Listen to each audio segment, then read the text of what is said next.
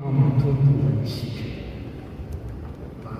ahery ao amin'ny famonjena ny olombavonjy ary mahatonga ny fanapa-kevitra amin'ilay famonjena ry olona izay velana izany anaova amen. Iraina ny tompo horaisitsika ilay fizarana voalohany sitrapon'Andriamanitra momba ny famonjena ny fanatsiam-pinombelona. Ny Baiboly no tokana mirakitra ny fanambaran'Andriamanitra ny sitrapon'Andriamanitra. Iraina ny tompo. Misaotra n'Andriamanitra isika fa manana ny Baiboly ety an-tanantsika ety. Tsy manana ny Baiboly fidiana ny Baiboly. Tsy mety zany hoe mpivavaka tsy manana Baiboly zany.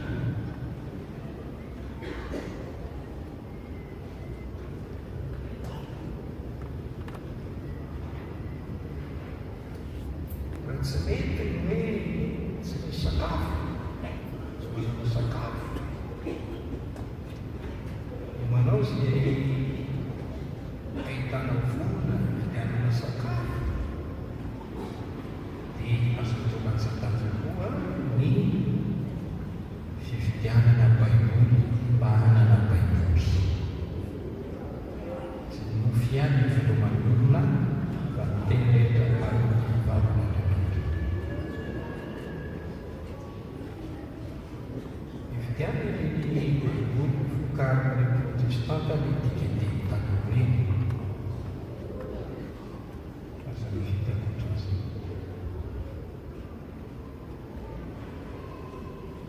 Manana vaovao amin'ny mahafaly ambarantsika ny Baiboly.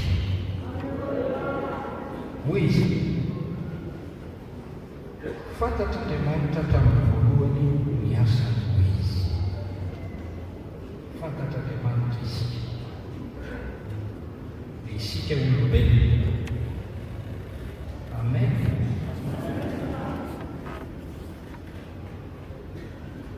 Andriamanitra izay nanao antsika dia Andriamanitra fitiavana. Ary ao amin'ny fitiavan'Andriamanitra no ahitantsika izy dia tiantsika rehetra hovonjena.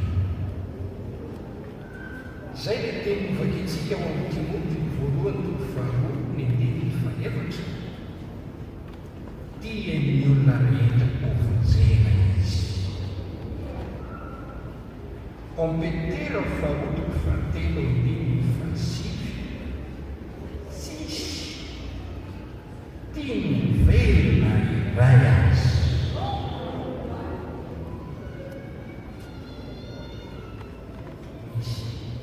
Atao firanantsika taloha hoe zanahary tsy maty fahaverizanao.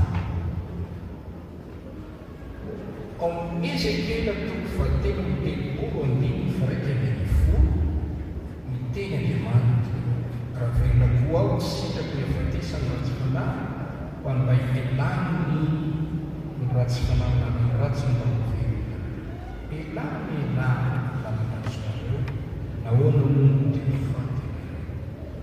Io dia toy ny miteny hoe tsy tian'Andriamanitra misy olona maty ao anatin'ny otana.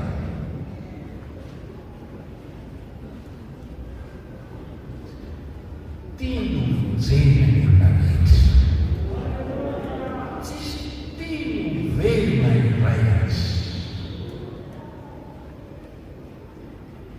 Nanome ny zanany ho antsika Andriamanitra, naniraka ny zanany ho antsika izy. Ilay nomena anarana hoe Jesosy Kristy. Io no voambarina amin'ny Jaona toko fahatelo izay novakiana tamintsika teo manao hoe notiavin'Andriamanitra indrindra izao tontolo izao ka nomeny ny zanany natokana mba tsy ho very izy rehetra ny hoazy. amin'ny firenenak'izay. Midiny fa fitoana fa Andriamanitra tsy naniraka ny zanaka ho amin'izao tontolo izao, anameloka izao tontolo izao, fa mba hamonjeny izao tontolo izao amin'ny anara. Tiana Andriamanitra monjena isika. Tsisy teny velona iray azy. Tsisy olombelona tiana Andriamanitra ho faty ao amin'ny fahotana.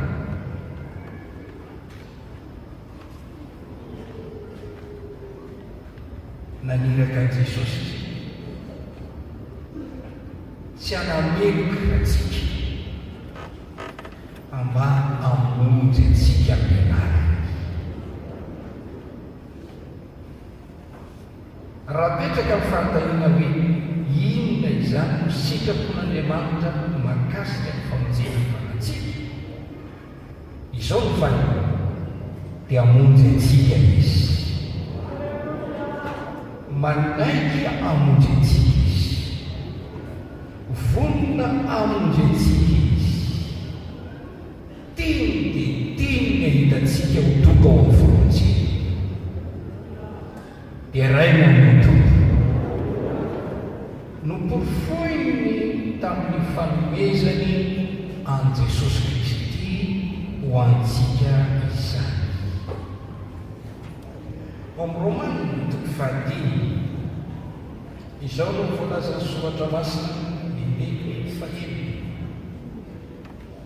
Fa fony mbola tsy nanan-kely isika dia maro ho an'ny ratsy fanahy Kristy tamin'ny fotoana fa saika tsy misy olona manaiky ho fahamonjeny marina, fa ngamba misy ny mifaty ihany ny sasany hamonjy ny mpanosoa.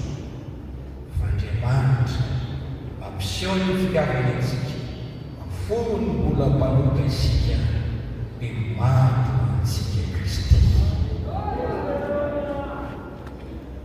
Natolotra Andriamanitra ho faty teo ambony azy fijaliana tamin'ny fotoana Jesosy Kristy izany, ho sorona fanavotana, ho famonjena antsika olombelona.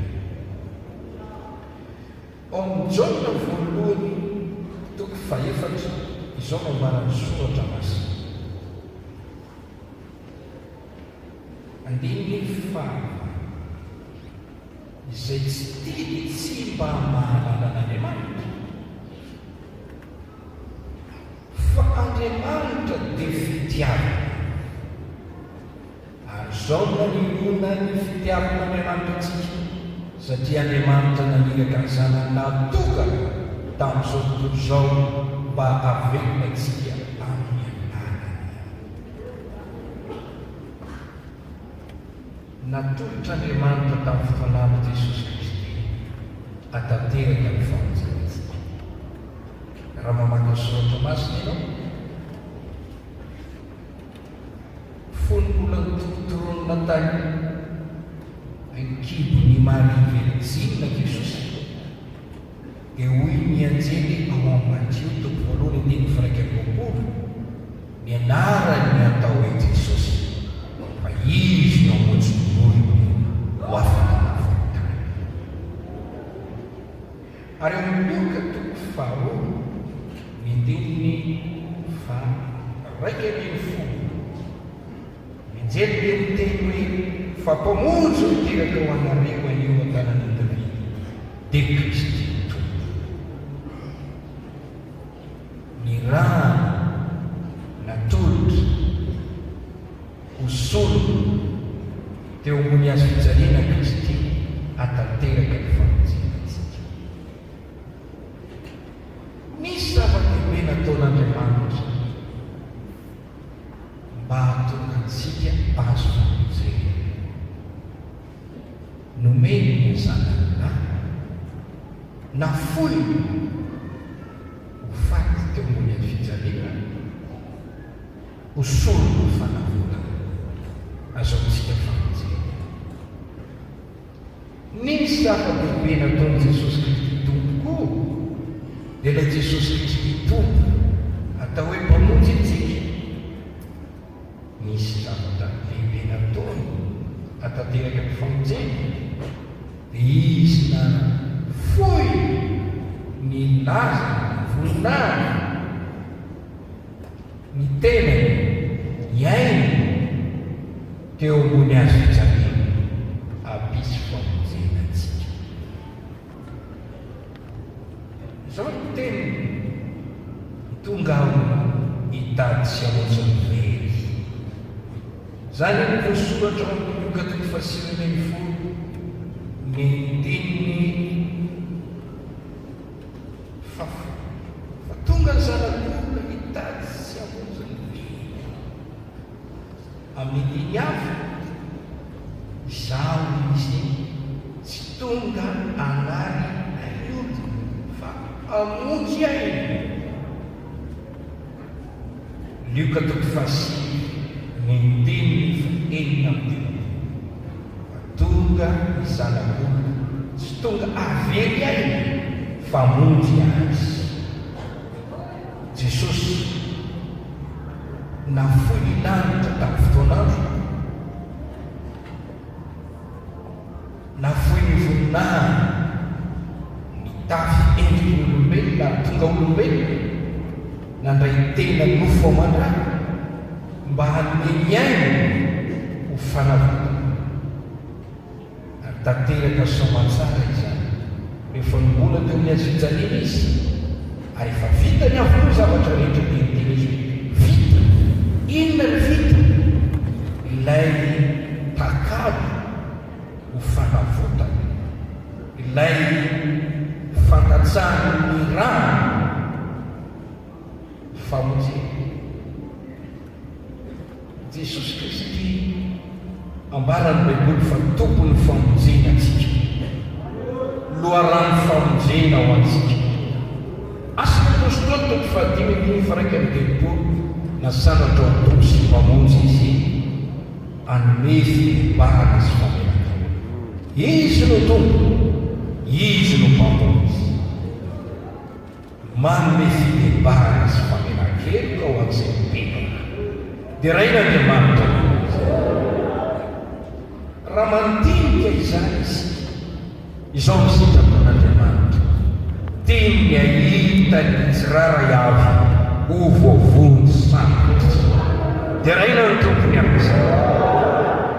Raha ohatra misy asan'devoly mahazo anao, raha misy fahotana mamatotra anao, raha misy fanameloana ao amin'ny fananao, manakorotana anao ka miampanganao sy manameloka ny fieritreretanao, misy tahotra ny fandrahoanao, matsiaro olombelona sy tsy mendrika, ary angamba ianao teniteny hoe tsy mba natao ahy izany lanitra izany.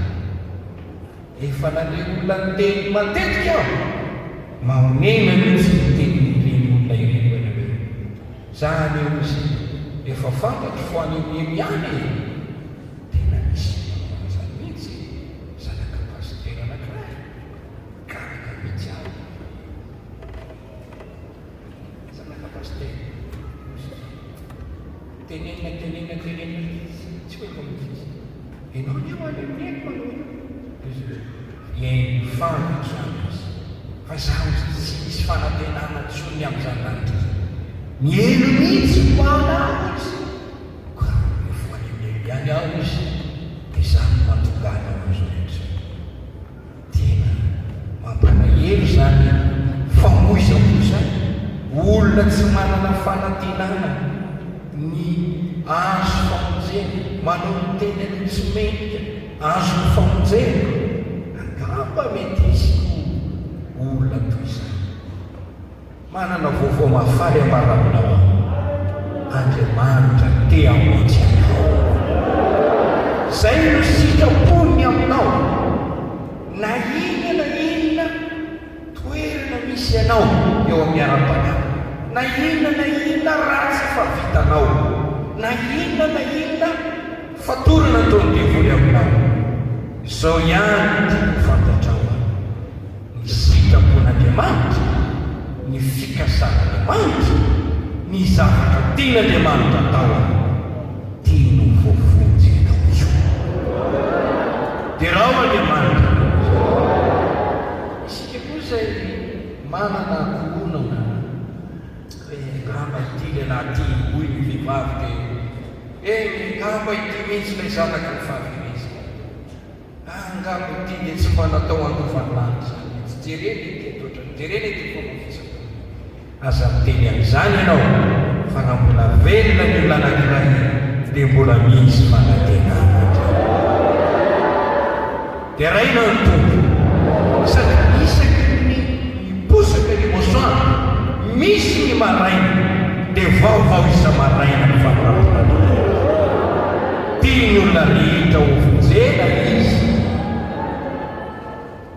ka ny mivavaka ho any asan'Andriamanitra na ny tonteny dia tsy tokony amin'ny fona ovinany lina na mitraka ny olona hoe ity ngamo dia fa zanaka ny famerena zany tsy mivavaka ho any otrony nefa tsy mivavaka ho an'le olona ny isika dia midiky zany fa tokitsika ho amin'ny olona terika tsy mivavaka ho azy ianao dia manolotra azy ho azy Satana, tsy maintsy mandrombaka azy tsika dia mivavaka ho azy mipetraka amin'Andriamanitra. Aroy Paoly sao izy dia voavolombelony ny Israely sasany mazoto an'Andriamanitra fa tsy araka ny fahalalana ny zavatra ny fokisy atako amin'Andriamanitra amin'ny dia ny amin'izay azy. Zao ny sitrapon'Andriamanitra, tian'Andriamanitra vonjena ianao. Efa nanome profo izy tamin'ny nanomezany Jesosy. Jesosy koa nanome profo ary izay no mahatonga ny tenin'Andriamanitra miteny hoe matoky izy tsy mahazo mandany tenany satria efa nanao fanekena vaovao izy ny amin'ny famonjenantsika dia ilay rano izay nalatsaka ino ny rano fanekena vaovao nalatsaka ho famelan-kely ao amin'ny maro. Dia raina ny tompo efa nalohan'i Jesosy atokoa vidiny ny fanavotana efa novidiny tamin'ilay rano nalatsaka teo ambony azijaliana. Nanaiky Jesosy ho takalitsika isika mpanoto taranaka mpanoto no tokony nombona teo amin'ny azijaliana ho faty no tambony katsika fa Jesosy no nanaiky misolatsika teo amin'ny azijaliana. Mila mijery amin'izany zavatra nataony Tompo izany ianao, tsy mila mijery an'ilay fanenenao ianao, tsy mila mijery an'ilay fotana vitanao ianao, tsy mila mijery nininy toetra ratsonao ianao, fa mila mijery an' Jesosy ianao. Tsy mila mijery ny zavatra nampanaoviny devoly ianao, ary tsy mila miaiko miteny fanamelony ny mpiarabelona hoe olona tsisy fotony eo, olona tsy misy dikany eo, olona tena toy izao sy toy izao. Ny olombelona dia afaka miteny izany hany mety hitondra an'izany ianao satria ianao tokoa nenanao ratsy e. Fa izao tsy mataka ny fijeriny olombelona ny fijerin'Andriamanitra fa Andriamanitra tia hitanao azy famonjena. Dia rain'Andriamanitra mahapoa amin'ny olona rehetra izy, tsisy tilo verina tena azy tiano tonga amin'ny fitepahana. Izay no anasan'Andriamanitra aminao ianao izay matsiaro enanao fahotana tiany ianao mibebaka, fa raha mibebaka ianao dia matoky sy marina izy mamela ny fahotanao. Dia raina ny tompo Jesosy Kristy dia nanolotra fahasoavana be araka amin'ny titosy toko voalohany toko faharoa farakely efa niseho ny fahasoavan'Andriamanitra izay mitondra famonjena. Jesosy lalàna tonga tamin'ny ananany fahasoava tonga tamin'ny elanan'i Jesosy Kristy. Ary zay mahatonga ny tenin'Andriamanitra miteny hoe ino ankehitriny miandro famonjena ary lazovy miantsonarantoko dia ho vonjena izy. Ary eo amin'ny Romanina 10:10 mahita teny ianao raha manaiky an'i Jesosy tompo amin'ny vavanao ianao dia ho vonjena ianao amin'ny vava no anekeny azahoana famonjena ary amin'ny folo milona azahoana fanamarinana. Asa marinina ianao izay meloka fahotana sy mananatsina. Inona ny sinapon'Andriamanitra? Ny hamonjentsika. Tadiky foana izany na sinapotsaka aza ianao ny hamonjy ianao ny tanjon'Andriamanitra. Raha sena silafaka aza ianao ny hamonjy ianao ny tanjon'Andriamanitra. Asa miteny hoe vita teo ny amiko tsy misy fanafodana intsony. Tenena ny fahavalinao manao hoe aza mifaly ny fahavaliko manalava aza tepona ihany ny indray. Potsaka impito ny mamy ka tafary ny indray. Te hamonjy ianao Andriamanitra. Mifanina izany.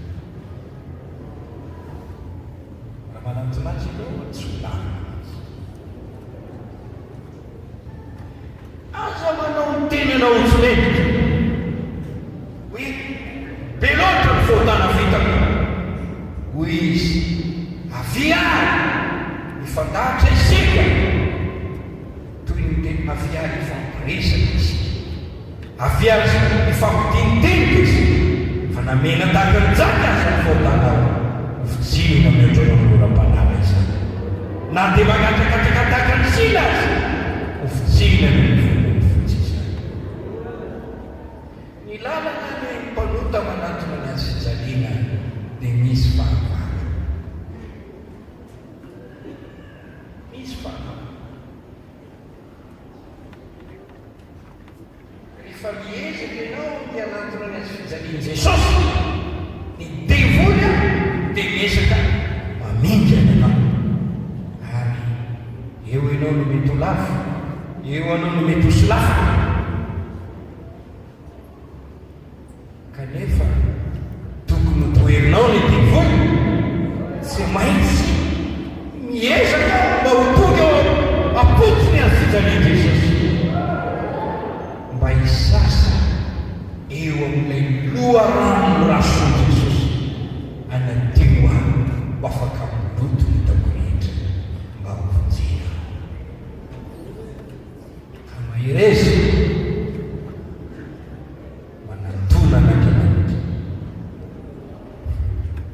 manaiky Jesosy hamonjena manatona ianao anatona anao Andriamanitra raha manatona ianao tsy mba ho lafin'Andriamanitra mihitsy raha manatona ianao nampanantena famonjena Andriamanitra ko amin'izany dia mavonjy hatramin'ny farany izay manatona n'Andriamanitra amin'ny anarana izy. Toanao tsy afaka dia ianao mihitsy zany tsy nino hoe ary ianao mihitsy tsy manao dinana mba hanatona Jesosy. Alazaiko aminao marina dia manatona ho azonao ny famonjena ary omena Andriamanitra anao zany raha manapa-kevitra manatona Jesosy. Ontsona fomba misy andiny manao hoe izao no fahavalo indiny ny fasika izao no fahavalo raha izao no idiran'ny olona dia ho vonjena izy hiditra sy voaka sady azo mamy hoe miditra manato mino mandray ka raha ianao manatona Jesosy ho vonjena ianao fomba fandraisana ekeo izy tomponao ekeo izay nataony ho anao minoa azy afonao mifafa mitsony anarany fa nazovy miantsonarany ho afaka izy dia raina nytompo hita ny fizarana fao izy ireo famarinana varyolohy ampianariny baiboly tokony fantatra tokony nono mitarika antsika andray famonjena ao amin'i Jesosy Kristy. Voalohany ny baiboly dia miresaka ny tantaran'ny olombelona, ny olombelona sy ny fahalavony.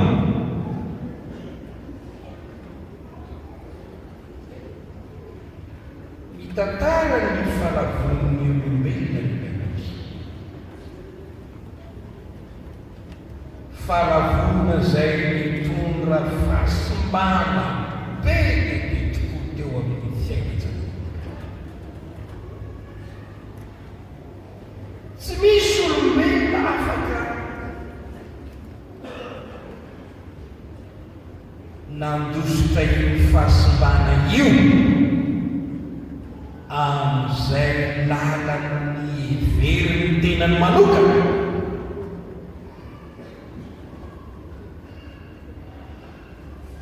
Ny bokin'ny Genesis toko voalohany toko faharoa dia mitantara ny faharoa, ary ny toko fahatelo dia miresaka ny fakapanana azy olombelona, ny fomba nidira ny fahotana, nidira ny aretina, nidira ny fahasamana, nidira ny oso teo tarana manokana.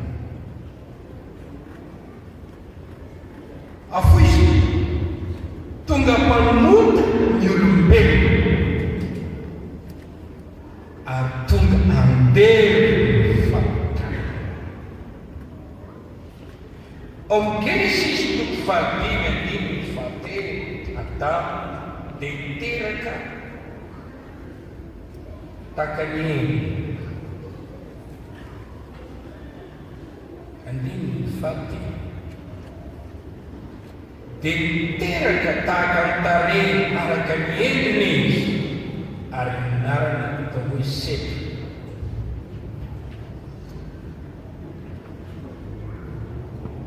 Mpanota niteraka mpanota.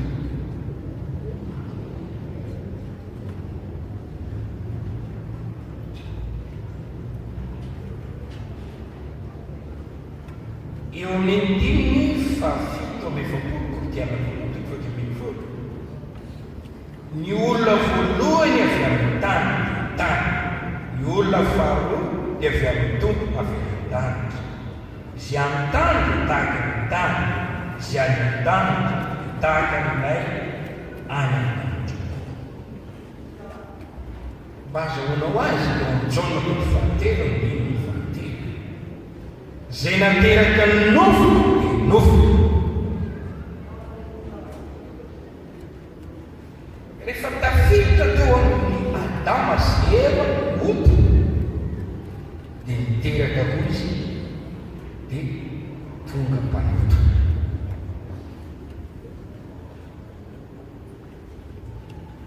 Ao amin'ny Salamo faraiky amin'ny dimapolo ho azonao an-tsaina tsara hoe fa maninona ny olombelona no manota. Salamo faraiky amin'ny dimapolo ny andininy fahadimy, ilo tamin'ny eloka no niterana ary tamin'ny fahotana no torotronona ny renitra. Tamin'ny eloka no niterana. Davida no nanao an'io rehefa nisy fahalavona teo aminy dia nanarany mpaminany izy dia tonga tamin'ny filebahana dia nitsotry izy hoe taminao dia taminao nanontany ary nanao izay ratsy teo amasonao dia nifaefatra. Maro ny ianao raha miteny ary tsy hanatsiny ianao raha mizara ino tamin'ny eloka no niterana ary tamin'ny voatana ny tontolona ilay fahasombana avy amin'ny fahalavona dia lasa tonga tarazo tamin'ny taranak'olombelona.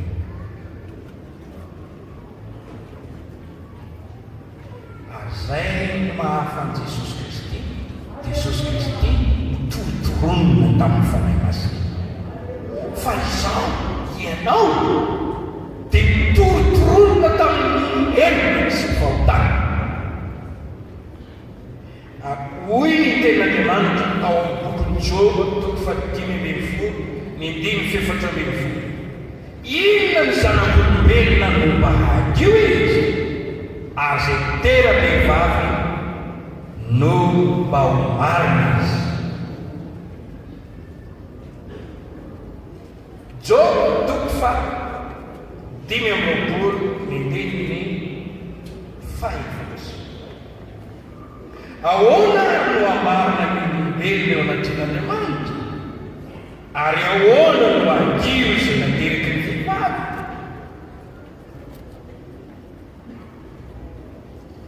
Zay nateraky ny nofo dia nofo.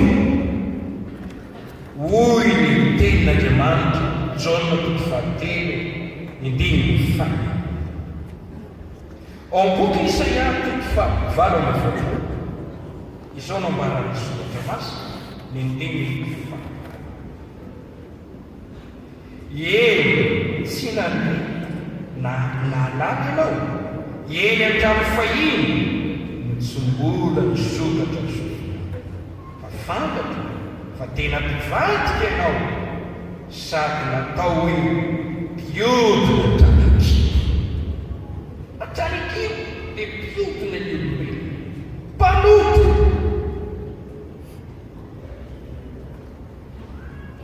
Le fahalavona nisy tamin'ny Adama sy Eva dia nitondra fahasimbana-goavana teo amin'ny olombelona. Betsaka ny zavatra azo tamin'izany, raha ohatra ka resanetina izany, tsy amin'ny fotoana anaovana izany aho, fa amin'ny fotoana manaraka. Tsy misy olombelona manana fanafodiny io fahasimbana avy amin'ny ota izay tafiditra tamin'ny alalan'ny Adama.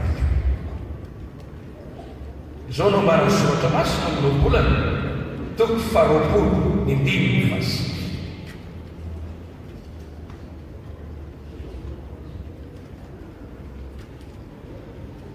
Iza ny mahazo manao hoe efa madio ny foko aho ka madio ny tsy manamita? Iza ny mahazo manao azy? Misy afaka anao an'izany, fa ny olona tsy mbola nateraka indray tsy afaka manao an'izany. Ny olona tsy mbola nandray ny famonjena nomen'i Jesosy tsy afaka manao an'izany. Jeremia 3:2. Izao no voasoratra. Fa na dia misasa sira azo aza ianao, da maka savony betsaka diovana anao, ny elikao dia mbola voamary eo anatiko ihany. Hoy Jehova. Ninona ataon'olombelona amin'ny fiazan'ny tenany idiova ho afaka miota nataon'ny tenany? Na misasa sira azo azy, na maka savony betsaka nadiovana anao azy, ny elikao dia mbola voamary. Jeremia 3:7.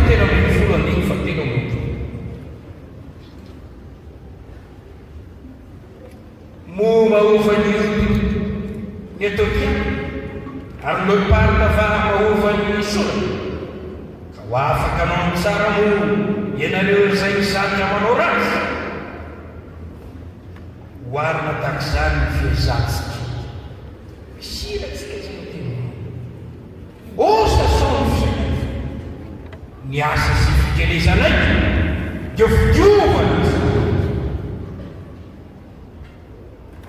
Tsy mahavotsy tena ny taranaka tany. fantatr'Andriamanitra izay, zany no natonga n'Andriamanitra nanapa-kevitra amin'ny mpamonjy antsika. Niza te hiala amin'ny fahalovana ho ihany teny aminao hoe raisy ny famonjena Jesosy. Niza te amin'ny fanasitanana noho ny ratsy izay misy azo avy amin'ny otany Adamasika ho ihany teny aminao raisy ny famonjena nataony Jesosy. Niza te hita vahaolana amin'ny olana misy eo amin'ny fiainana noho ny fahotana nataon'ny Adamasika, raisy ny famonjena nataony Jesosy, fa izany mamaha olana anao. Raha misy fanonerana, fanarena, fananganana zany zavatra nienjera sy nidavika izany teo amin'ny fiainan'olombelona sy ny lalàna, ny famonjena Jesosy no manao ny fanarena sy fananganana. Tsy afa-miala amin'ny famonjena io ianao, ary zay ny mahatonga an' Jesosy miteny hoe izao no lalana, izao no lalana, lalam-pamonjena, lalam-panasitana, lalam-panangana, lalam-panamboarana ny fiainanao zay mipotika. Ny ota nataon'ny Adamasika no ota nataonao koa noho ny taraso ratsy hohim-panahy avy tamin'ireo razam-benao tany anotana.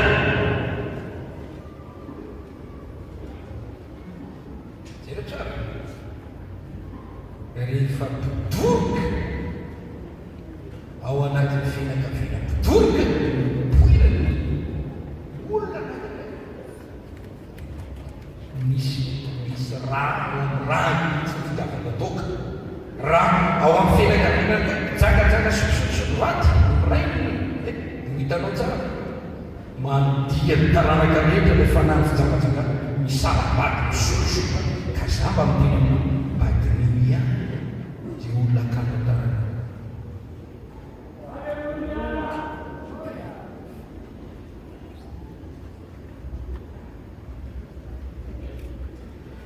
Pasteur, efa voavozy izy efa mety ho azo ny fangatsiako ary maro no mahavita fontana rehefa mientra ny ara-panao. Ohatra hoe misy tanora zazavavy dia zay tsy matazo mahavilotsy ihany mafana foizy rehetra ny ara-panahy matazo ihany fa rehefa latsika tana sy fangatsiako dia mahavita favitameta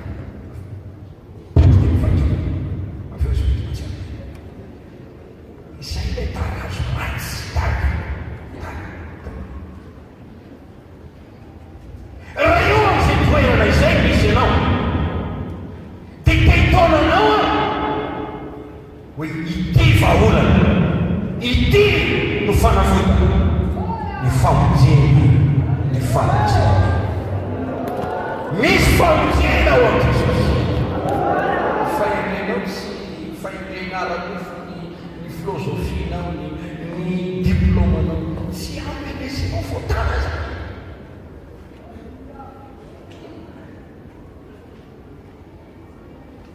Fa ny fomba andresenao fotana dia ny famonjena zay nomeny Jesosy Kristy ireny ihany. Amen. Dia fantatrao tao te ho afaka mioto, raha te hositana ny fananao, raha te hivany olana ao amin'ny saina, ao amin'ny fanahy, ao amin'ny fo, eo amin'ny lalàn'ny vatana, ny famonjena zay efa nataon'Andriamanitra tamin'ny fahendrena nanomezany Jesosy Kristy, zay ihany no any lalan-tomany. Misy eto am-piangonana eto vavy nefa mbola tsy dia maharesy fahotana, mbola misy toetra ratsy, inona moa no mahatonga an'izany? Tsy feno ny fanapa-kevitra andray manapany hevitra ianao hoe ka mieke tsy mahavonjy tena an Jesosy, tsy mahavonjy tena, tsy resiko amin'ny herin'ny tena ho petratra ratsy na io fahotana no manotra io. Vonjeo afara amonjy anao Jesosy. Izy no naisy zavatra rehetra tsy nampileny ray teo anatiny kota anina ny fanjika eraina ny tompo. Pastera zany mandinika ny olona natao batisa reo fa hitako namako natao batisa lasa pretany zany stera atao batisa satria eotriny maro ihany ny tena kanefa na ireo sy eotovy ihany.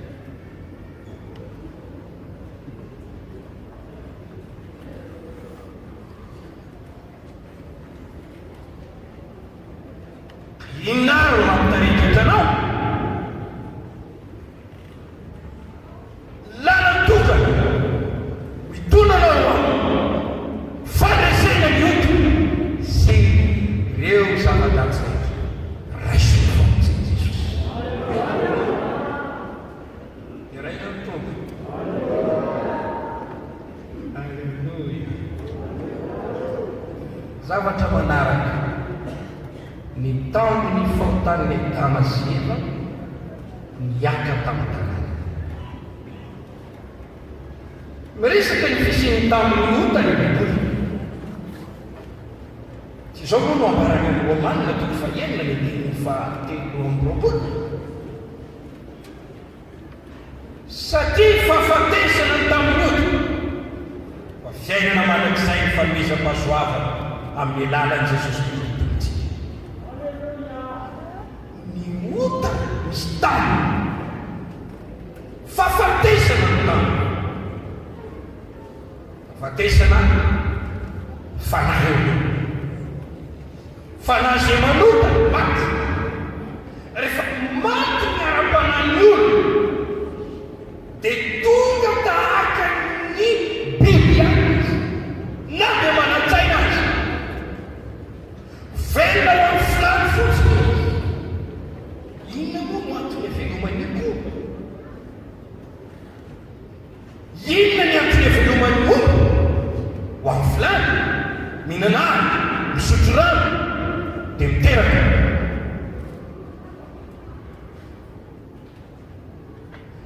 Ireny biby mananaina ireny dia tsy manam-panahy, koa tsy afaka hiresaka amin'Andriamanitra ireny. Fa raha nanam-panahy ireny dia efa nanana pastera ihany koa ary efa tonga nanao fiangonam-dehibe.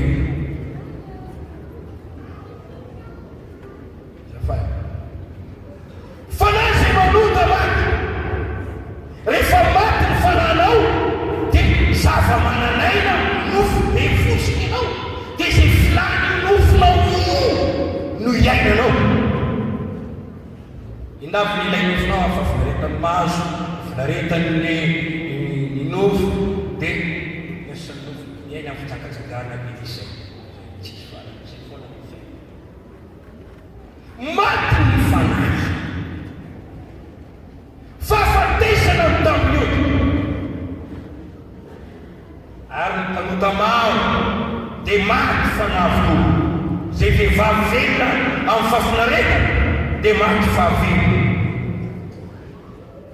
Manaraka ny fahafatesany vatana.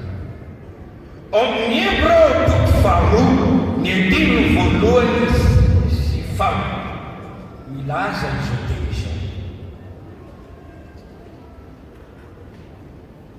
Ary izany ny tokony tandremantsika mafinafy kokoa zay fare zay zavatra fanitsika amin'irao misy fotoana amelantsika izany votsika.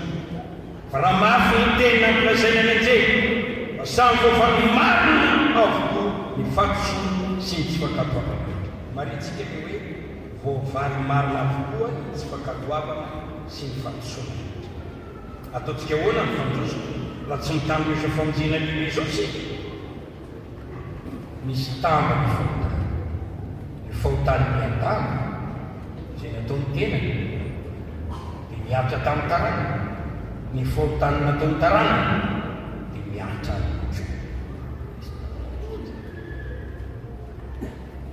Exodus toko faraopolo andininy fahadininy ka hatramin'ny fahelo milaza ny hoe Andriamanitra sady aho mamaly ny elo ny olona amin'ny ray amin'ny zanaka amin'ny zafy toaly ny taranaka mifandimidiny. Misy valina, misy fatora.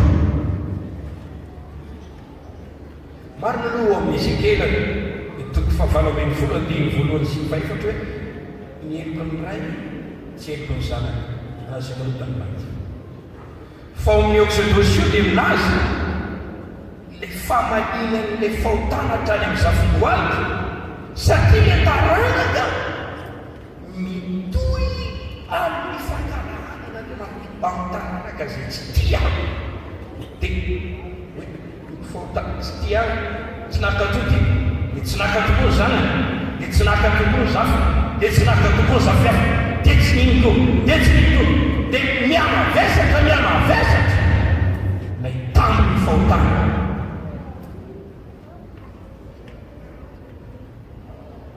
Romany toko fahadimy andiny faharoa ambin'ny folo hatramin'ny efatra ambin'ny folo. Ohatra fahafatesana izay mahatratratsika manakaroany dia mbola maty foana izy, mbola maty foana izy. Aveza hoe avy amin'ny fahotany mian-tany natratra ny rehetra ny fahafatesana. Niditra tamin'ny alana ny an-tany dia mahatratra ny olona rehetra. Fa amin'ny Romaina toko fahatelo andiny fahatelo amby roapolo samy efa nanota ny olona rehetra ka tsy manana ny voninahitra avy amin'Andriamanitra nefa marina manaim-poana izy amin'ny fahasoavana izay ao amin'i Jesosy Kristy. Amen. Jereo tsara io Romaina toko fahatelo andiny fahatelo amby roapolo fefatra amby roapolo. Fa samy efa nanota izy rehetra ka tsy manana ny voninahitra avy amin'Andriamanitra nefa amarina manaim-poana amin'ny fahasoavana izy noho ny fanavotana izay ao amin'ny Kristy Jesosy izay nasehoan'Andriamanitra mifanaritra fampinoana batizerana amin'ny finoanany rano anehoana ny fahamarinany amin'ny famelany ny fahotana lasa ny fandeferan'Andriamanitra anehoana ny fahamarinany ankehitriny hoy aho mba ho marina izy sady hanamarina izay manana finoana amin'ny Jesosy. Lay tsy fahamarina lay tamin'ioto hitatsika tsara fa itsika dia mitonga olo marina rehefa manana ny famonjena Jesosy. Ny famonjena no anomezana antsika fanafana sy fanavotana ary fanovana famelakana fanamarina avy amin'Andriamanitra. Zavatra ny olona voavelany voazahany ny voatany tsy saintsy ao maheno ka nafirina eloka vita nataony mirazanao tany tsy apitratra intsony. Hoy aho tsy atratrana intsony tsy azo anao intsony zany dia raha Andriamanitra ny amin'izay. Ny famonjena Jesosy no lalana amotsirana ny tambonyoto ny valom-pontany izay vita amindrazanao sy nataonao raha tsy te mitatry ny valom-pontany ianao raha tsy te hijika ireny fahotana lasa nataonao ireny ianao dia mila manapa-kevitra ianao andray ny famonjena nataony Jesosy. Ny antony Jesosy Kristy no mitondra ny otatsika sy ny tambony otatsika teo ambony asasany tamin'ny fotoana. Zany voasoratra amin'ny Isaia toko fahatelo amby dimampolo. Zava-dehibe le famonjena nataony Jesosy. Ndiny fate natao tsinitsina sy ny lafo-izy ila osa tsatra fahoriana tahak'izay tsy tiany olo jerena akory izy natao tsinitsinina izy ka tsy manaotsy nitondra ny alahitsika tokoa izy sady mivisatra ny fomba izy ifisika kosa ny azony kapona sy nasin'Andriamanitra nampaolina nefa izy dia norantraina no ny fahasosika nitorotoroana izy no izy natao taminy famaizana nazontsika fiavana ary no nitekapoka taminy isika isika rehetra dia samy efa naneny takany samy efa nivino ambanatsika avy isika ary nataony Jehova niaka taminy herintsika afaka manohy ianao eo amin'ny dimy fahavalo izao ny fahasoratra fahakisomy olo no kapona azy ary afaka mahita ihany koa ianao eo amin'ny dimy firaika ambin'ny folo ahita ny fisasarany fanahiny izy fa dia afa-po amin'ny fahalalany no anamalina ny mpanomboka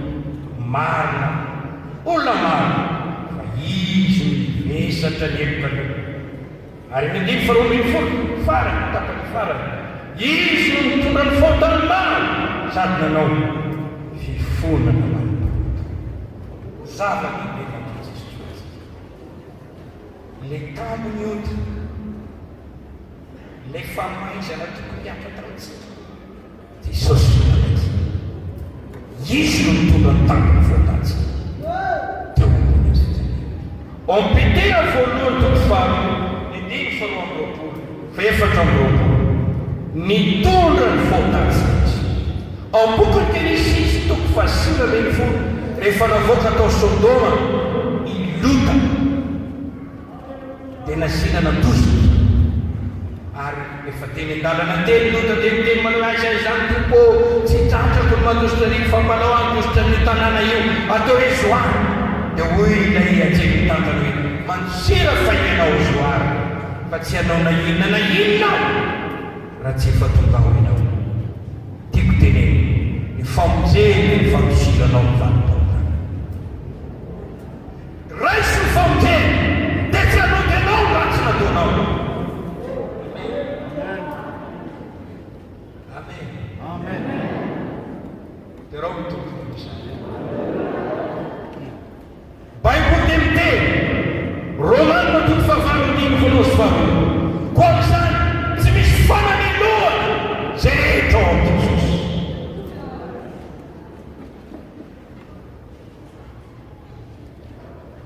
Hebreo toko faharoa ambin'ny folo andimy faharoa jery Jesosy Kristy tokony fonontsika sy mpaheva azy ny taminy fahotana dia tsy aritratranao rehefa mandray ny fahotsenanao Jesosy mihitsy no anamarina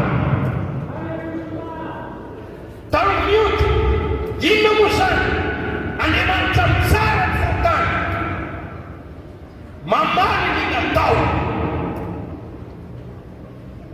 mampiseho fahatezerana misy fahatezeran'Andriamanitra eo salamy fafito andimy faraika ambin'ny folo testy salamy ao mpamatizy salamy fefatra amin'ny tempolo andimy fadimy ambin'ny folo testy amin'ny mpanao ratsy Hebreo toko fahatelo andimy fafito ambin'ny folo izy monda testary tamin'ny fimonina tany lefitra afa-tsinanota ka ny ampatrapatra tany lefitra ny faty miresaka ny fahatezeran'Andriamanitra io ny Baiboly mitory ny fahatezeran'Andriamanitra io mpaminany sy ny apôstôly Romanina toko voalohany andimy fahavalo ambin'ny folo asehon'Andriamanitra ny fahatezerana zavatra matahotra io Jona dia miteny manao hoe o fahasehoa ny tanànan'i Abraham samy mivavahana tsy mibebaka isany manorehitra nareo anositra ny fahatezerana ho azy no manantona ny mpatisa sy fibebahana ianareo no mahaza voamendrika ny fibebahana ianareo indro mipetraka ny fotrony azo ny famaky ho ny azo nytazantsy momboa tsara ny kampainy ho atsika nanetiny miresaka ny antony zavatra mahatonga fahatezeran'Andriamanitra na dia ny testamenta vaovao azy misy io fahatezeran'Andriamanitra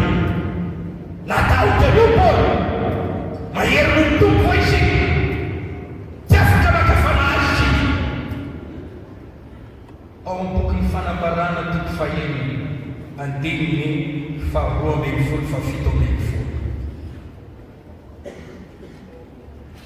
Tsero tsara andiny faharoa ambin'ny folo toko faheniny. Ary nahita aho fa rehefa novany toko kase faheniny dia ino nisy tany mafy ary tonga mainty tahaka ny lamba volonosy fisaonana ny moasoana ary tahaka ny raha ny volana ary ny kintana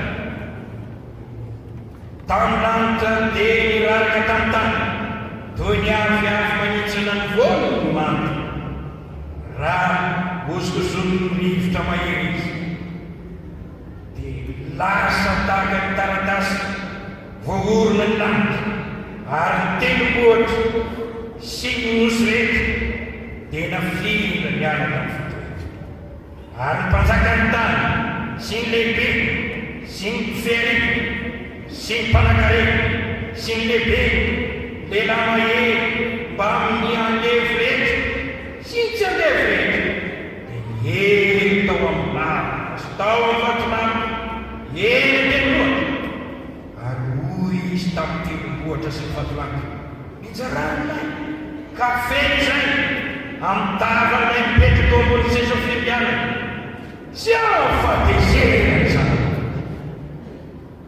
fa tonga ny amin'ny lehibe ny fatezerany isany zany ho avy io fatezerany mandio ho avy io fotoana io dia ho avy efa tapika na ihany pasoava zao aloha ny pasiavana ny havana sy tinenina ray mitadiava ny java dia mbola idizy mitsy ho azy dia mbola akadizy anira eny feontsovan'Andriamanitra reo asa manamafy nareo nitorotona fakasitrana Jesosy sy tonga tety satria rehefa tonga izy dia mitondra fahasoavana fa rehefa nasy dia ho avy ny amin'ny famanina Andriamanitra no tompon'io kanankiray amin'io andro io fa ny anjaran'io dia ny omana fa fampitandremana no ataony satria Andriamanitra mpamanana atao izy ary ny teny hoe Andriamanitra tsy azo fahazoazina fa sy afafy ny olona tsy maintsy hotsitsay. Le Andriamanitra zay inotsika dia Andriamanitra fitiavana. Le Andriamanitra zay inotsika dia Andriamanitra afo mandeha. Le Andriamanitra zay inotsika dia Andriamanitra manan-karena ny famorana.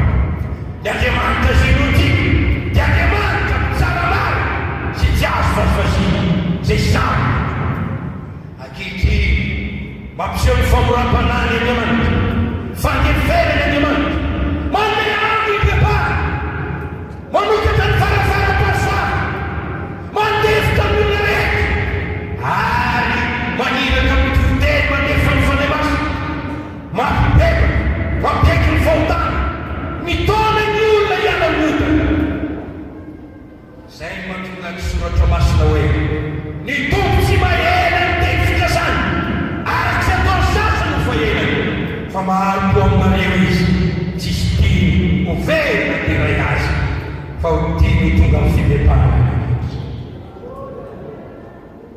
manana vaovao mafana Jesosy Kristy no mpanafika antsika amin'ny fahatezerin'Andriamanitra ka raha dia ho afaka amin'ny fahatezerin'Andriamanitra ianao manabay hevitra ilay famonjena teny zao anio zao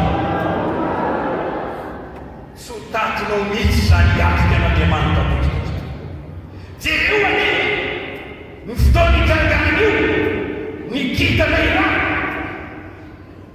losany zany ny moasoandro tsy avaka zafady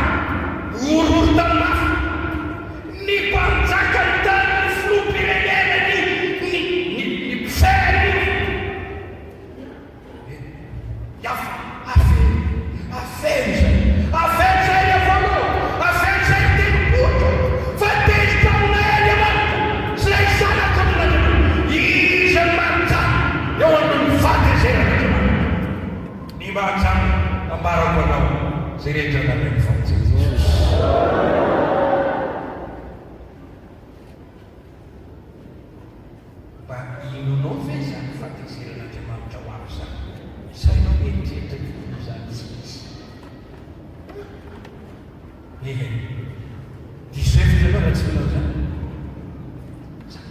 za tenanao efa nampiseho hoe valian'andriamanitra nitareta ny fandrosoanareta tany anao vakeo ny baiboly fa mahita fahotana sy ny vany anao nandray ny tamin'ny fahotana Sodoma sy Gomora nandray ny tamin'ny fahotana eo raha fananyanapena tamin'ny Noa pedabe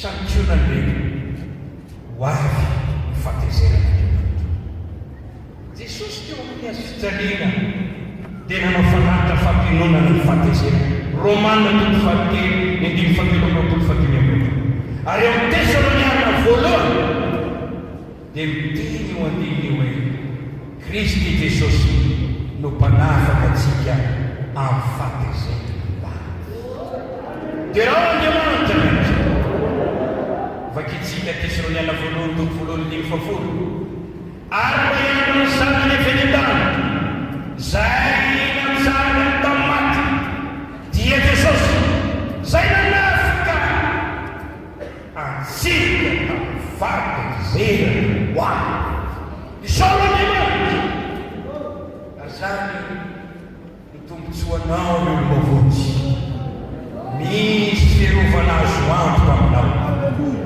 raha misy fahatezeran'Andriamanitra miazy tsy ahatratranao zany tsy ahatratranao zany dia raha antoko koa anisan'izy ny tia andosiko ny tamin'oka ny adamo ny tamin'oka na tokonteko tamin'ny lasa ny fahatezeran'Andriamanitra zay ho azy lalana tsara no toko anao raisa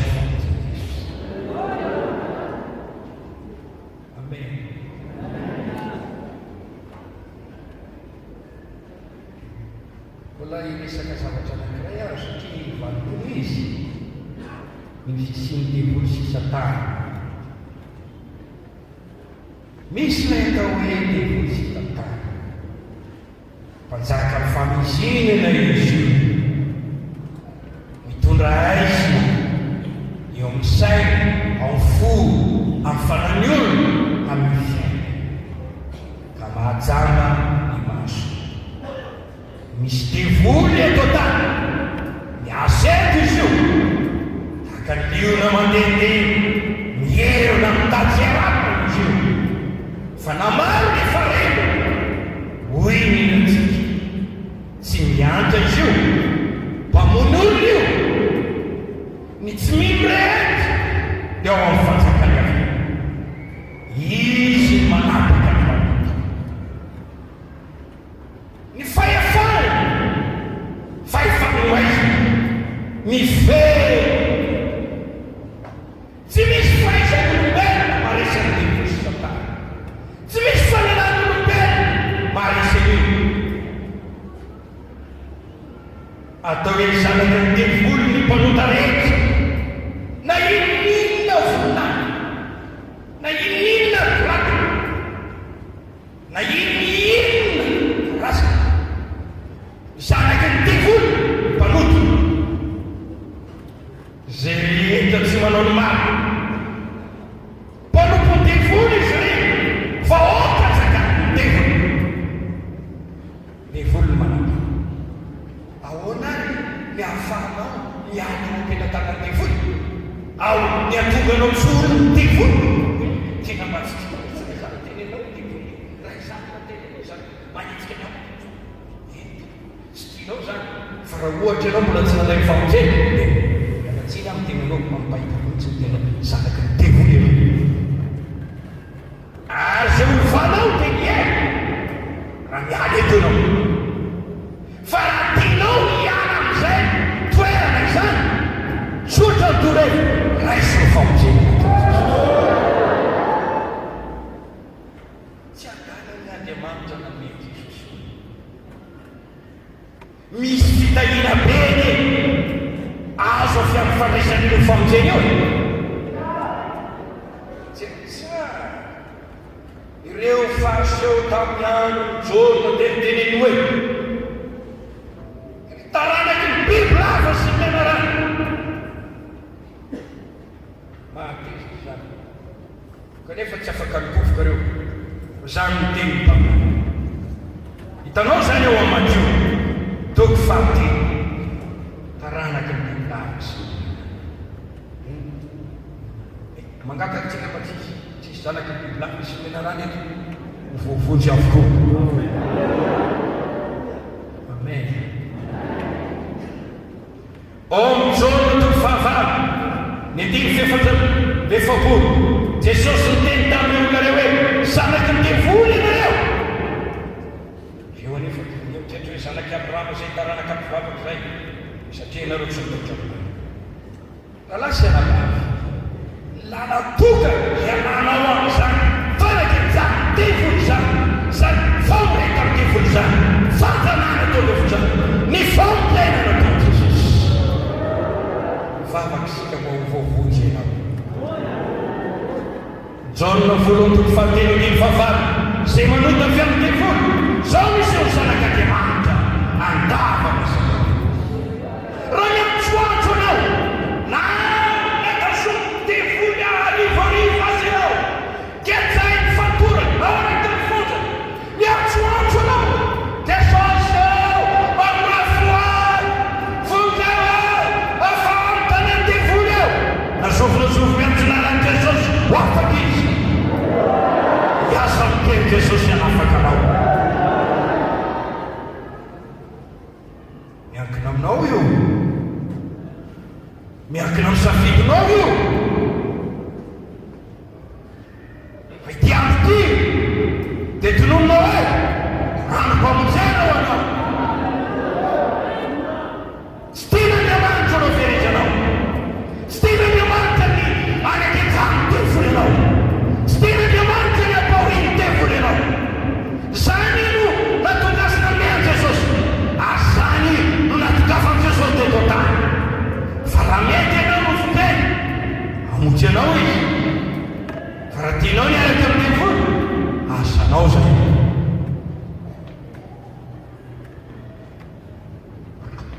Alleluia jereo amin'ny Kolosiana toko voalohany dimy faharoa ambin'ny folo telo ambin'ny folo ka misaotra ny ray izay nampamenika atsika any nanjara amin'ny lofan'ny olo-maso eo amazava sady nanafika atsika tamin'ny fahefany maika ka namindra atsika eo amin'ny fanjakany zanany malala zay ananatsika fanavodana amin'ny rano dia ny famelana famonjena manafaka anao amin'ny fahefany mamindra anao hiala amin'ny fanjakany satana ao amin'ny fanjakany tsy alova izay tsy alova izay manao fa amen aleky zay hoe teraina ny toy sotra ny azonao zany raisy fanjy Jesosy tsy anakery aminao i devoly afaka miteny anao tsy manana fahefanana Jesosy alleluia tsy afaka manindinina ny fiainako anao Andriamanitra fiandaranao ny toa satana faikana mantotra mpandrisy ny asa amin'ny devoly anao noho ny famonjena izy nao ny lohanao tsomaky fa ianao anorotoro ny lohan'ny devoly Andriamanitra ny fiandarana ny toa satana faikana mantotra raisy ny famonjena ho firovato zany tenene hoe ny lohanao tsomaky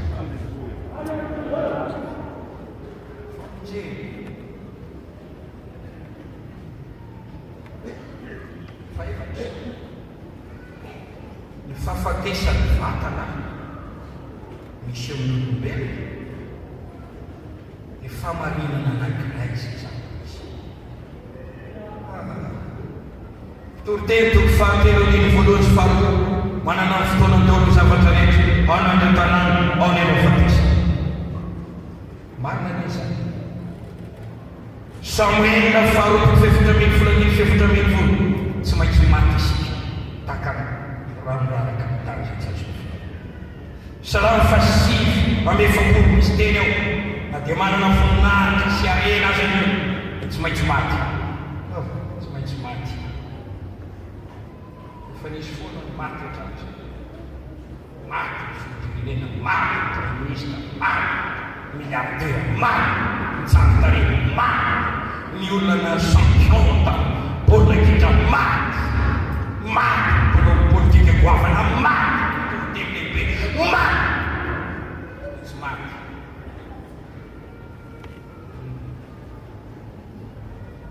Olona ny tena vehivavy tsy amin'ny sakafo.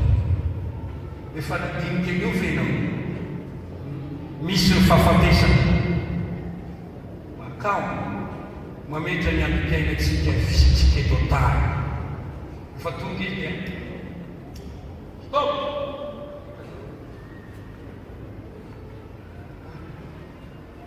mitondra fatiantoka lehibe mavelona mpamoka io mampiatrika satrony atao zay natsy no karakaraina no mignana no totoy nanaofanao no ny amin'ny fakana ty ka io zavatra ny sasara misy matomantesana eo vita tonga simba solo alefa matiato tona fatiatoka lehibe manoto fatesa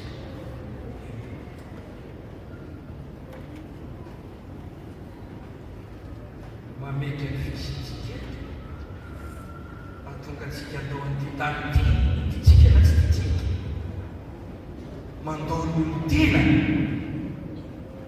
raha rangahy tena tony vata raha ramatoa tena tony vata raha ray aman-dreny tena tony zanaka manana sy menaky ny ainy raha mpanarah tena nao ny asa fanarahana natao raha mpanambola tena tony vola no ny fahafatesa raha manana vila be tena tony vila no ny fahafatesa raha manana fikambana tena tao an'ireny no ny fahafatesa matsiravo tena ratsy efa misy masoso efa misy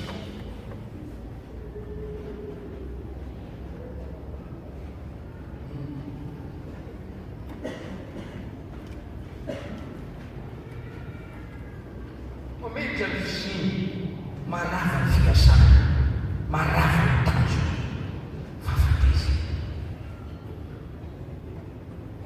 izy io dia tena n'andriamana dia tongavany amin'io tahaka nanendrenan'olo fatona fa avalifarany no matsiasena izy io fa zavatra mahafana tsy misy olombelona manana otifaty tokana ny manana fahefana misy Jesosy Kristy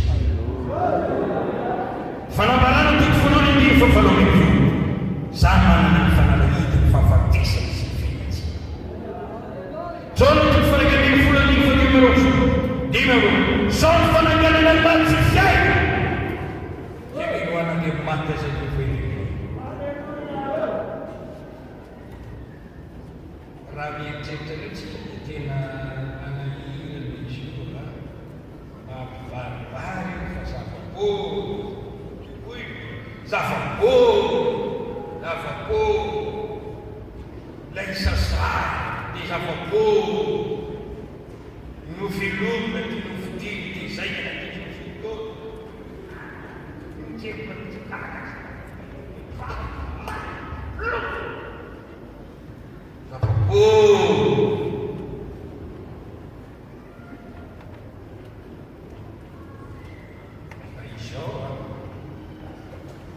ny famonjeny Jesosy dia mampanantena antsika fiainana mandresy Alleluia Romanina toko fahaenina andiny fatelo roapolo fahafatesana ny tamloka fiainana mandrakizay no fanomezam-pahasoavana fanomezam-pahasoavana amin'ny alalan'i Jesosy Kristy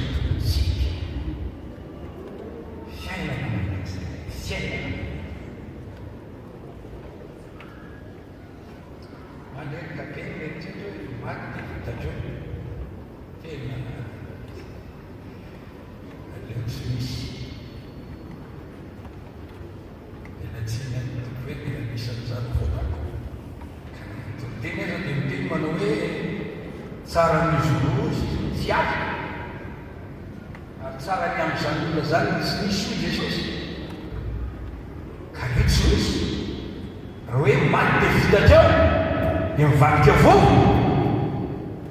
ianao amin'izay tahaka ny feo sy ny afo tsy nandalo teolona tero le velona ina afo natao ina afo resaka zany mikarakara sakafo mihinan-kanina mba mitafitafy mpamaso voninahitra aveo mba tonga olona manaza zany ohatra zao tena manambadimanjanaka anazavy zany fiainana maolombelo dia misasaka manompo an'ireo manompo an'ireo anompo an'ireo dia fiaina ny nofo efa misy fety noho ny tafatesa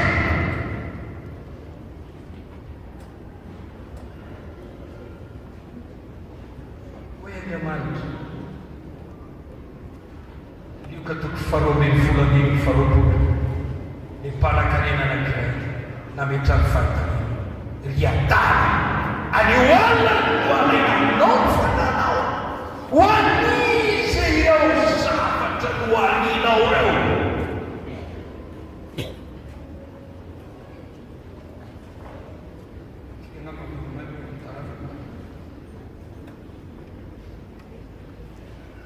kanefa raha mandalandala io hoe ampiasainy ankizy ho amin'olona aza manao azy any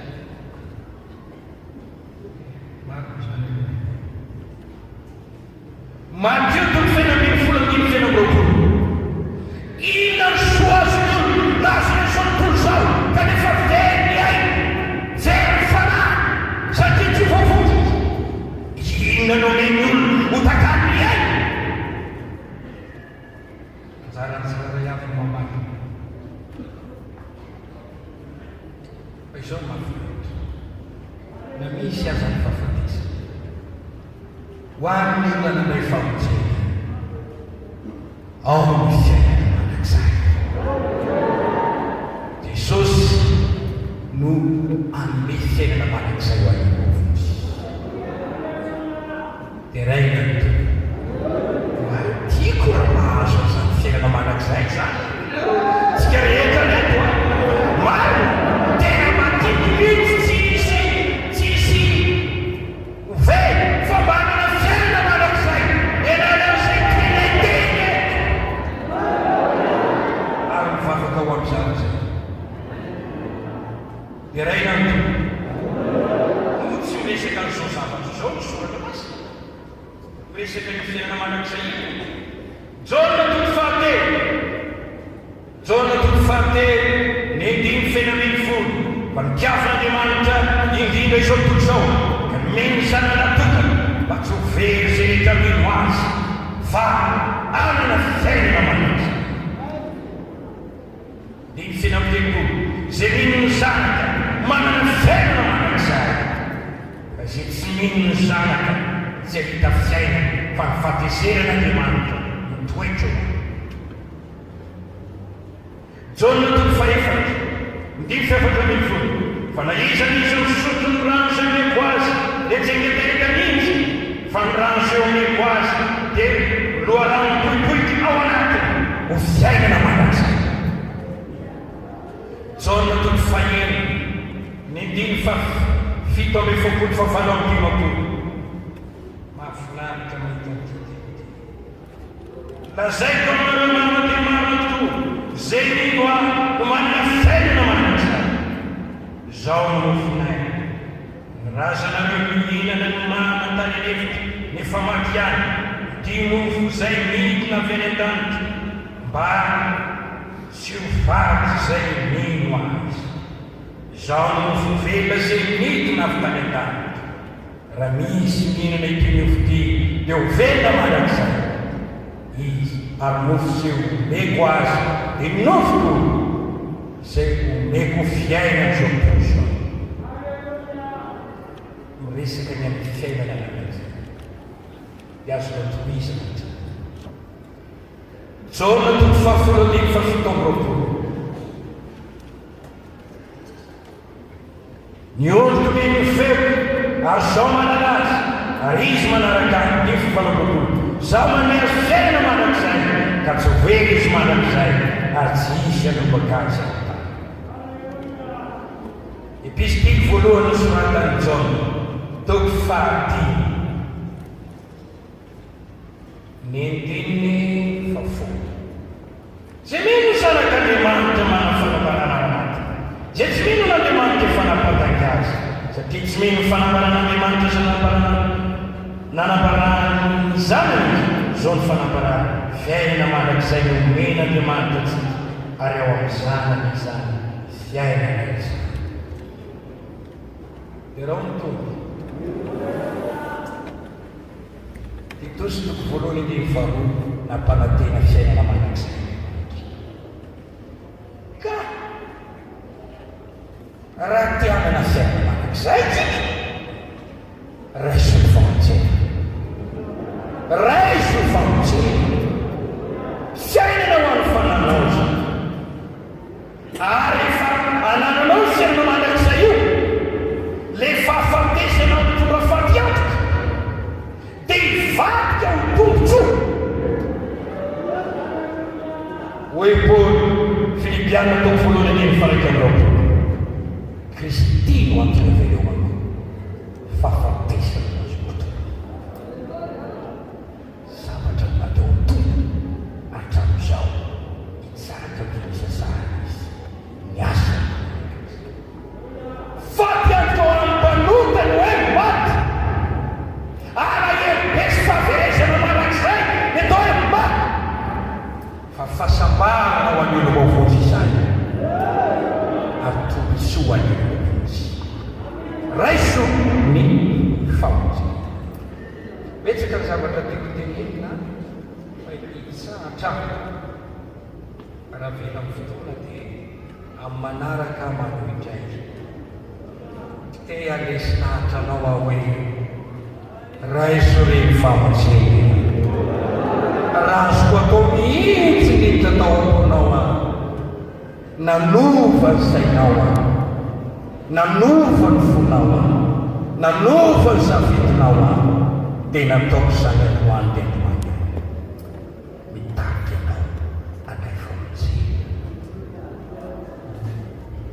saingy tsy afaka mitraokonao a na nyray aminay mpanompon'Andriamanitra eto safidinao dia safidinao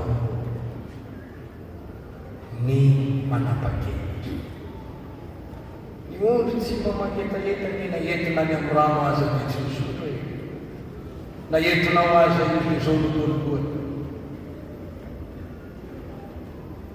na ondry koa zao aza nydimvavany ka na dia toinay aza manapa-monjenanao zay tona fitahinao anjaranao no safidy afaka nivovonjy androany dia androany ianao satria vonina Jesosy amonjenao nefa afaka loso anakatona mivaravara tsy Jesosy oka mbola tanolotra oka asolofa akavola amin'ny fampirizan-kevitra okalo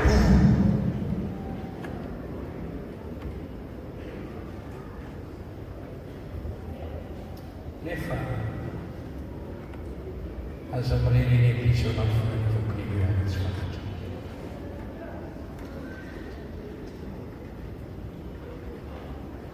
raha mandeha famonjena ninao tsy matyatoka sambatra le vaovotsy nomena famelan-keloka nomena fanamarinana nafana tamin'eto tahina napraisyn'Andriamanitra mena ny fanamasina tonga olo vaovao manana narana vosoratra ambony fiainana velosiny ampatianana fa manana an Jesosy ao anaty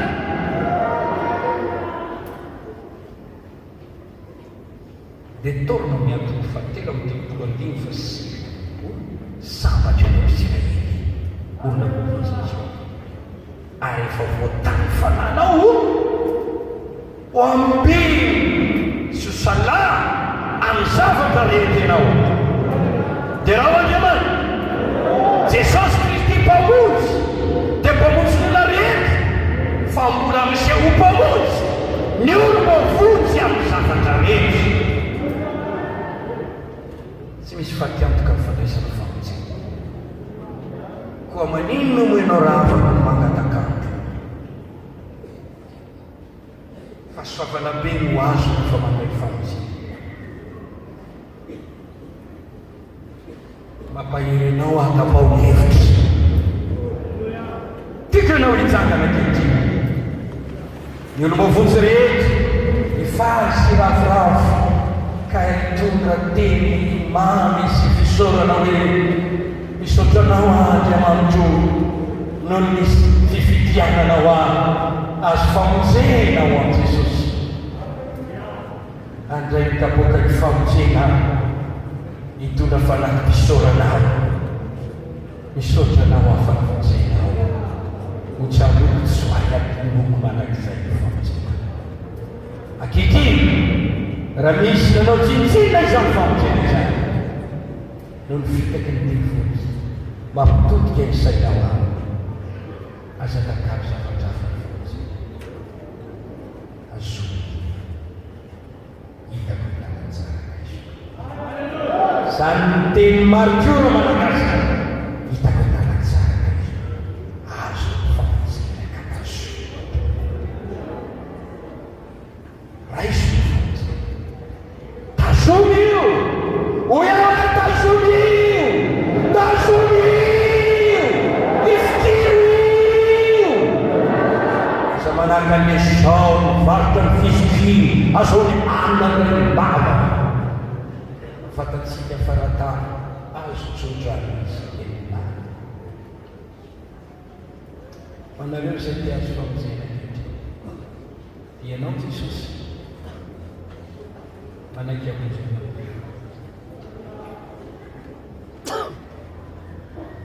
fanomezam-pahasoavana lehibe ny famonjena vonin'Andriamanitra ny izy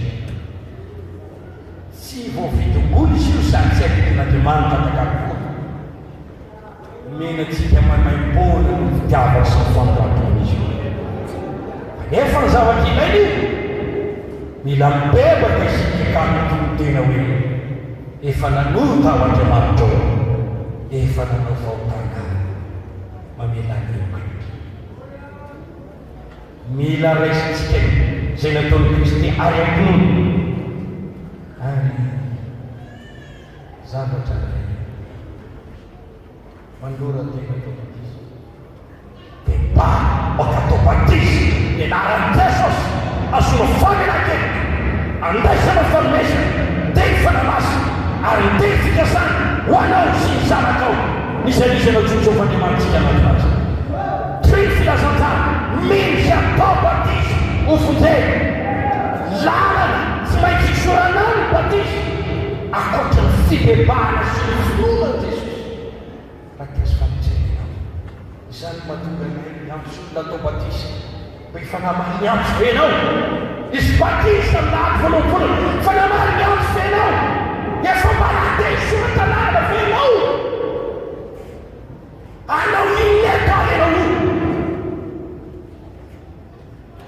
ina tombotsao amin'ny fiaranao misy maizaratsy ina ny tombotsonao amin'ny fiaranao metoka atramitsaran-dalàna eo mangataka mavo itovolahy zay tsy anintsyanina sady sama anatona amilay mandehanao mba hoe za ty zanakare akafake lalofiny fotsiny anao izay fi mampitariketra anao tsy aloranao tenao amin'ny batisy mba antefiny ny fondanao amitsy efa folombelona fa bebaka manolitena ho aty Jesosy anao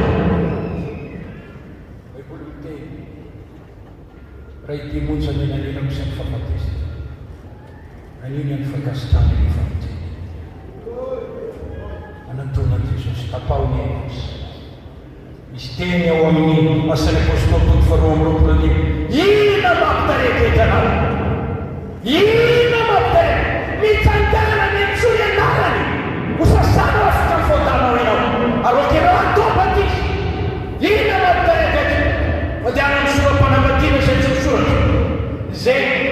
tovolahy ty miarakaraka aminao fa tsy vaty antany fa rehefa tsy vaty zara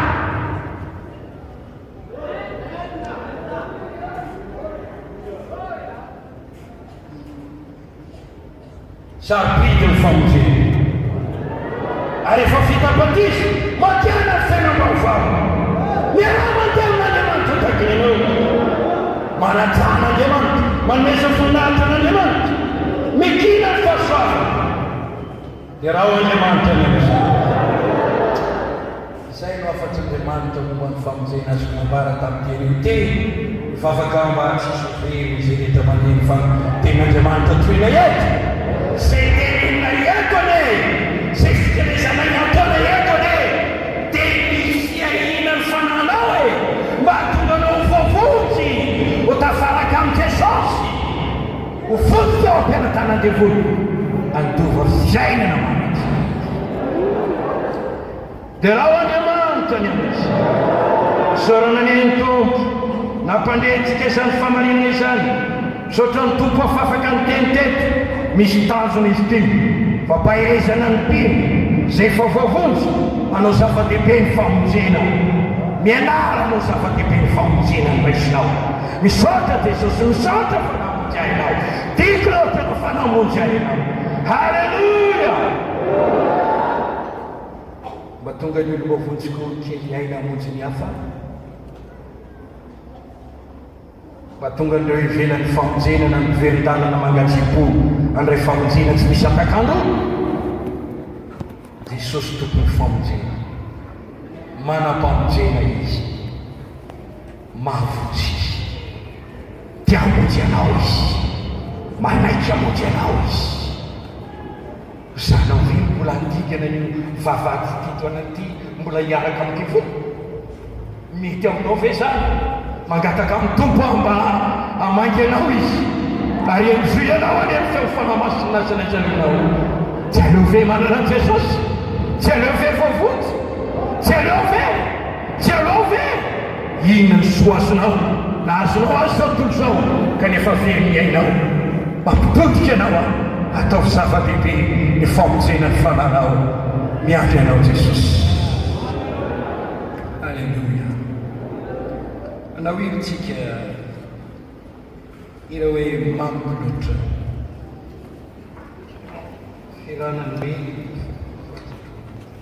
fafely madimy amropo sitako makanako mihirany lovotsy bebara ovelan'ny tompony ka tsoro amily izy anadio izy ninoan Jesosy izay nataony ho anao hovonjeny anao manolora teny mampatisa mbola ny andrianao mpanampotoandro mbola misy andro mandrapatonga lakamisy mbola misy fampiasay eto nataoko izany ampahirezana anao ary ny devoly baraka dalana titena miala ny anaran'i Jesosy